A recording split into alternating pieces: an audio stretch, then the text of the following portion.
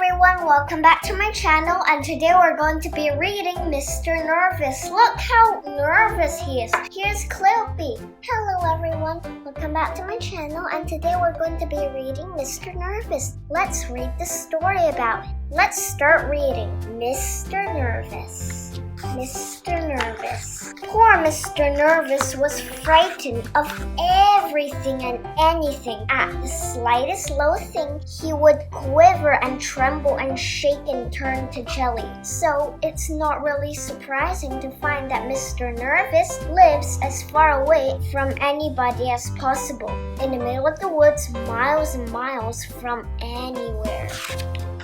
What a big no! The story begins when one morning Mr. Nervous was asleep. It was a beautiful autumn morning. The sun was shining. The leaves on the trees had turned to a glorious red, and the wind stirred gently into the treetops. A single leaf fell gently from the tree right outside Mr. Nervous's house and quietly brushed against his bedroom window as it fell. Mr. Nervous awoke with a start. "What's that terrible noise?" he cried. "Oh heavens, the house is falling down! Oh disaster! It's an earthquake! Oh calamity! It's the end of the world!" He hid under the bedclothes, trembling with fright. After an hour, by which time he realized that his house wasn't falling down and there wasn't an earthquake and the world wasn't coming to an end, Mr. Nervous peeked out from under the bedclothes. "Phew," he said. "Thank goodness for that." And he got up and went downstairs to make his breakfast. Mr. Nervous poured some cornflakes out of a packet onto a plate. Then he poured some milk onto the cornflakes. Then he went to the cupboard to get some sugar. Snap, crackle, pop went the cornflakes in the milk. "Oh goodness gracious," cried Mr. Nervous, diving under the kitchen table. "Oh dear, I hear guns! Oh calamity, it's a war!" But of course it wasn't, and of course Mr. Nervous eventually came out from under the table and ate up all his cornflakes.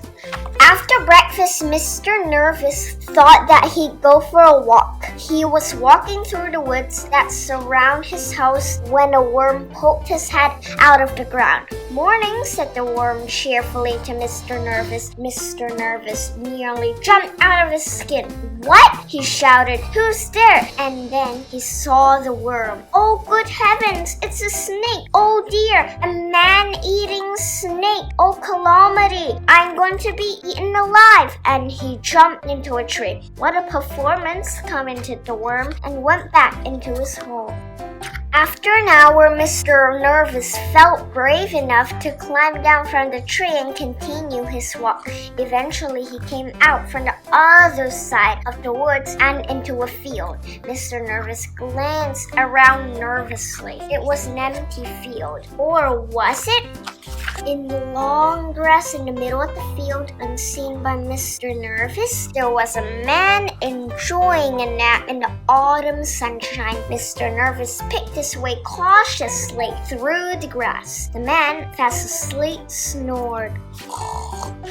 "What was that?" shrieked Mr. Nervous. "It's a lion! I heard it growl! Oh goodness gracious! Oh dear me, a lion! A huge lion! A huge lion with enormous teeth! A huge lion with sharp teeth that's going to bite me in two! A huge furious lion with enormous sharp teeth that's going to bite me in two, if not three!" And then he fainted.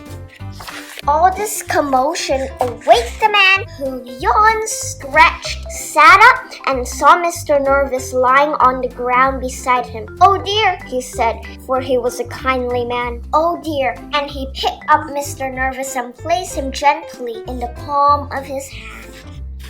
Mr. Nervous came up and sat up, rubbing his eyes. Then he saw the man's face looking at him. "Oh, disaster!" he screamed. "Oh, calamity! It's a giant! An ogre! Oh, gracious! He's going to have me for breakfast!" My, said the man gently. "You're a nervous little chap, aren't you? What's your name?" "Mr. Nervous," stammered Mr. Nervous. I used to be nervous like you, said the man, but I learned how to not be. Would you like me to tell you the secret? Mr. Nervous quivered and shook and said, yes,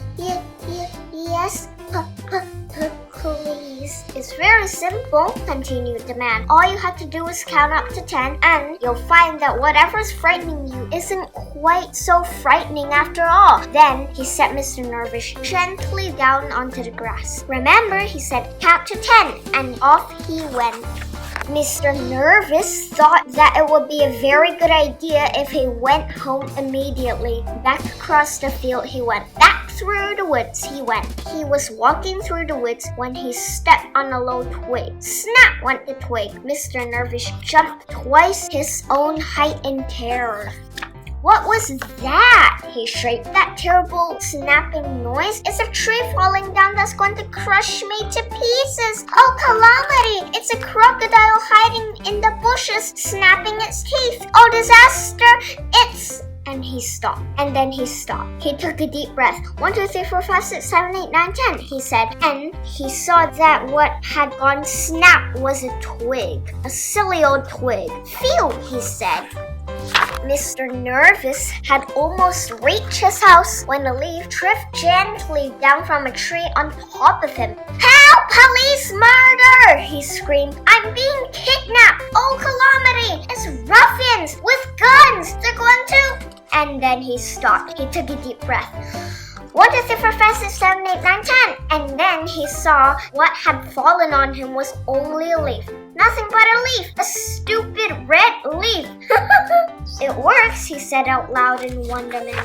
And you know, it did work. After that moment, Mr. Nervous was a changed man. Well, you can see that by looking at him, can't you? And he never shrieks, shouts, or screams, or quivers, or shakes, or trembles anymore. And then he never hides under the bedclothes anymore.